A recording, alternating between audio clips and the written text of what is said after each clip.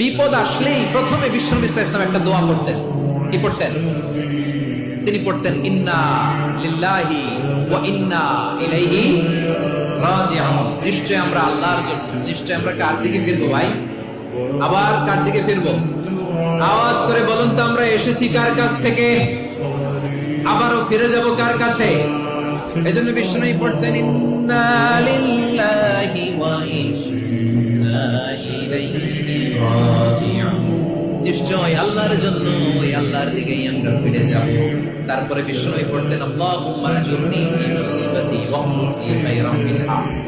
একসাথে প্রথমে পড়তেন ইন্না লিল্লাহি ওয়া ইন্না ইলাইহি রাজিউন, তারপর পড়তেন আল্লাহুম্মা আজুরনি ফি মুসিবাতি ওয়াখলুফ লি খায়রাম মিনহা। মানে আল্লাহ, এই যে আমি বিপদের ধৈর্য ধারণ করলাম, এটার সব তুমি আমারে দাও, আর যেটা হারালাম এর চেয়ে ভালো কিছু দিয়ে মেকআপ করে দিও, ভালো কিছু দিয়ে বদল করে দিও। সুবহানাল্লাহ পড়েন।